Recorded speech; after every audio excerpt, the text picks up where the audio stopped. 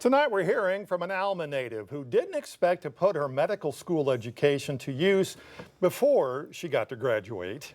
But as 5 News reporter Jacob Luthi explains, Dr. Kylie Dunn says her schooling taught her to be ready at a moment's notice, even to help save someone's life while on vacation. We were kind of getting sized for the jewelry, and then a lady fell right next to me. And of course, I knew it was an emergency situation, and so I just, went into action.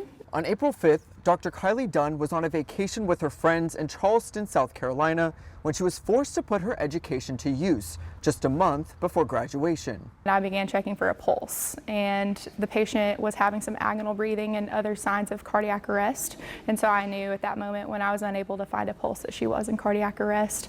And so I kind of yelled for help and yelled for someone to call 911, which I found a nurse actually nearby, and she was able to come in and start helping me with chest compressions, which we did for about 5 to 10 minutes until emergency responders arrived on the scene.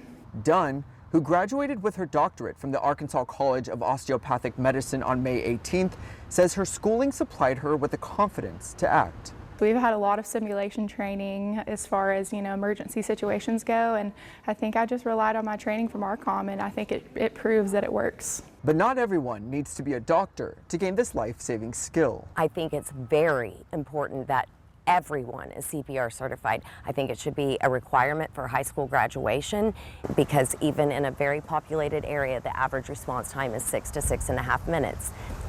Typically, people experience brain damage within 6 to 6.5 minutes. So performing those compressions will help keep the brain alive and the heart alive.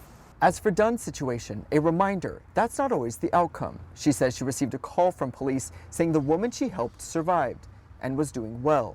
An unexpected vacation, but not an unprepared doctor. I learned in that moment there's two types of people in the world.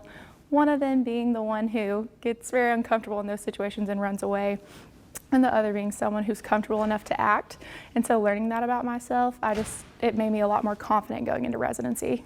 In Fort Smith, covering news where you live, Kylie Ray Johnson Dunn. Jacob Luthi, 5 News.